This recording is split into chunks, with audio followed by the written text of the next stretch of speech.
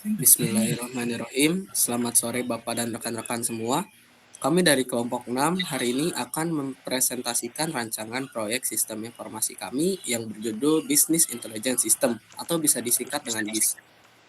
Untuk analisis penjualan dan prediksi stok barang pada waktu warung teras teteh. Proyek ini dilatar belakangi oleh masalah nyatanya pada mitra UMKM, yaitu warung teras teteh saat ini. Pencatatan transaksi di sana dilakukan secara konvensional. Hal tersebut menimbulkan beberapa resiko fatal, seperti terjadinya data ganda atau redundansi, kesulitan memantau profit, hingga sering terjadinya kekosongan stok bahan waktu tanpa adanya peringatan dini. Oleh karena itu, solusi yang kami tawarkan di sini adalah merancang sistem analitik atau bisnis intelijen web. Oleh karena itu, solusi yang kami tawarkan di sini adalah merancang sistem analitik atau bisnis intelijen berbasis web. Agar proyek ini terarah, kami membatasi masalah pada pemodelan database star skema yang ramping, pengguna visual graphic chart JS, serta sistem tunggal atau single role yang khusus digunakan oleh pemilik warung selaku administrator. Selanjutnya saya serahkan kepada rekan saya yaitu Juliana Nurwahyuni. Dipersilakan. Terima kasih kepada Radit. Selanjutnya saya akan menjelaskan tentang identifikasi 6 blok bangunan.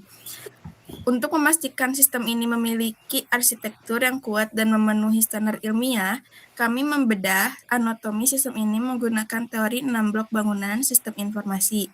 Yang pertama ada blok input. Data dimasukkan melalui form digital berbasis web berupa data master, produk, dan kuantitas transaksi harian.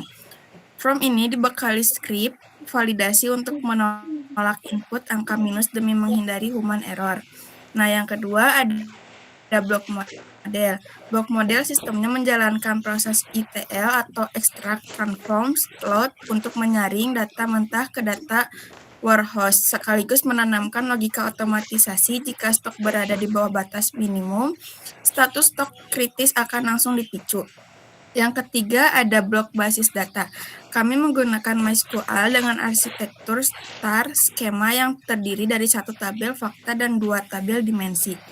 Nah, yang keempat ada blok output menghasilkan dashboard visual berisi tren produk terlaris bulanan, fluktuasi omjet, dan pop-up peringatan stok tipis. Kelima ada blok teknologi menggunakan software PHP native atau Laravel. Apache Server via Scheme, MySQL, dan libraries Chart.js dijalankan di perangkat keras laptop milik pemiliknya. Nah, yang terakhir ada blok kendali. Keamanan data finansial warung dilindungi dengan hak akses tunggal, single role admin, menggunakan verifikasi username dan password. Selanjutnya akan dijelaskan oleh Gina Adila. Terima kasih kepada Juli. Sekarang mari kita perhatikan bagian diagram atau flowchart dari sistem yang kami bangun. Alur dimulai ketika aplikasi menampilkan splash screen, lalu mengarahkan pemilik ke halaman login. Di sini terjadi proses validasi kredensial. Jika username dan password yang diinput salah, sistem menolak dan mengembalikan pemilik ke form login. Nah, jika sukses, pemilik masuk ke halaman dashboard utama. Pada dashboard utama, pemilik disajikan 3 pilihan navigasi utama. Yang pertama, memilih menu kelola barang untuk melihat data stok. Nah, kedua, memilih menu kelola transaksi untuk menginput data transaksi baru atau melihat riwayat penjualan. Dan ketiga, pilihan logout yang berfungsi menghapus sesi aktif pengguna atau session destroy demi keamanan data sebelum kembali ke halaman login. Nah, selanjutnya akan dibacakan lagi kembali kepada Galang. Sebelumnya terima kasih untuk Gina untuk mendukung proses penarikan data yang cepat untuk kebutuhan analitik dashboard atau OLAP. Kami merancang database dengan model dimensional star skema atau skema bintang. Struktur database sengaja kami buat sangat ramping agar tidak membebani memori server lokal. Database ini berpusat pada 1 tabel fakta, yaitu fakta penjualan yang berfungsi mencatat ukuran kuantitatif transaksi lewat kolom, jumlah terjual, dan total pendapatan. Tabel fakta ini dikelilingi oleh 2 tabel dimensi pendukung yang dihubungkan oleh relasi primary key dan virgin key. Pertama, dim barang untuk menyimpan konteks produk seperti nama, harga beli, harga jual, sisa stok, termasuk atribut kategori yang langsung disatukan di tabel ini agar lebih efisien. Kedua, dim waktu untuk memetakan parameter tanggal, hari, bulan, dan tahun sehingga pemilik bisa melihat tren fluktuasi omset berdasarkan periode waktu tertentu. Oke, terima kasih.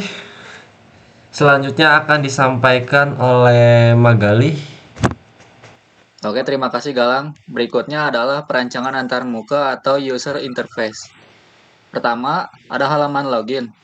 Tata letak dibuat fokus di tengah layar agar memudahkan proses autentikasi. Selanjutnya ada halaman input transaksi. Kami menyediakan form entry berbasis dropdown, nama barang, serta kolom quantity yang langsung terintegrasi dengan ringkasan tabel riwayat input di bawahnya. Untuk yang terakhir ada halaman dashboard utama. Bagian atas menempatkan ringkasan kartu indikator profit. Diikuti area grafik, batang, dan grafik garis di bagian tengah untuk memantau tren bisnis, serta area notifikasi untuk stok kritis. Selanjutnya akan dibacakan oleh Firda. Baik, terima kasih Magali. Selanjutnya saya akan memaparkan bagian akhir dari laporan proyek kelompok kami, dimulai dari jadwal kegiatan dan timeline proyek. Seperti yang dapat kita lihat pada grafik timeline di layar, siklus pengerjaan proyek Business Intelligence System untuk warung teras data dikelola menggunakan pendekatan tahapan SDLC dengan total durasi 4 bulan atau 16 minggu secara terintegrasi. Saya ingin menegaskan bahwa kelompok kami telah berhasil merancang sistem ini sampai beres 100%. Tahap inisiasi dan analisis serta perancangan desain, termasuk pembuatan produk backlog, skema star, database analitik, hingga seluruh desain antarmuka high fidelity yang dipaparkan tadi telah rampung tepat waktu. Dengan selesainya seluruh cetak biru ini, posisi tim kami, kelompok kami saat ini sudah siap sepenuhnya untuk masuk ke fase berikutnya.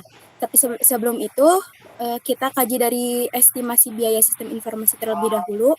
Anggaran ini kami susun berdasarkan kebutuhan real untuk merealisasikan rancangan yang sudah kami buat dengan total kebutuhan sebesar Rp2.750.000.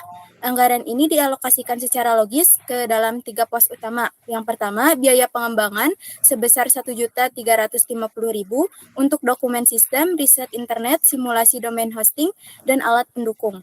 Kedua, biaya operasional sebesar Rp800.000 untuk kebutuhan internal selama proses produksi seperti listrik komputer, transportasi, dan konsumsi rapat koordinasi. Yang ketiga, ada biaya pemeliharaan sebesar Rp600.000 yang dialokasikan khusus pasca rilis untuk backup data, perbaikan bug, dan monitoring performa. Selanjutnya ada sisi kritis dan mitigasi taktis di slide selanjutnya. Kelompok kami tidak mengasumsikan bahwa proses eksekusi coding nanti akan berjalan tanpa kendala. Oleh karena itu, berdasarkan rancangan sistem yang sudah selesai ini, kami telah memetakan 10 kategori risiko proyek secara komprehensif. Kami mengidentifikasi 4 risiko utama dengan level tinggi, yaitu kendala ketepatan waktu, jadwal coding, bias data simulasi yang kurang representatif, kesalahan desain start skema database, hingga potensi kegagalan fungsi prediksi stok. Namun karena rancangannya sudah selesai sampai beres, kami sudah mengunci strategi mitigasi yang konkret sejak dini. Untuk risiko jadwal dan database, kami menerapkan sprint mingguan dengan target backlog yang jelas, serta melakukan review desain skema secara berkala bersama tim sebelum coding dimulai. Sedangkan untuk mengantisipasi risiko data, simulasi data transaksi akan disusun semirip mungkin dengan pola transaksi nyata berdasarkan hasil observasi lapangan kami. Bahkan untuk risiko level sedang seperti kendala integrasi Chart.js atau revisi kami telah memitigasinya dengan menentukan format desain output API sejak fase desain ini dan menyediakan buffer waktu revisi di awal fase implementasi. Kesimpulan logisnya, dengan seluruh cetak biru perancangan yang sudah selesai dan terstruktur sampai beres, anggaran yang efisien, serta sistem pertahanan risiko yang matang, kelompok kami siap dan optimis untuk mengeksekusi rancangan ini menjadi aplikasi web fungsional secara tepat. Sekian dari pemaparan saya. Selanjutnya saya kembalikan kepada Radit. Di sini kita bisa lihat yaitu ada ringkasan performa warung Teras Teteh, ada total pendapatan, jumlah transaksi, produk terlaris, terus ada stok kritis.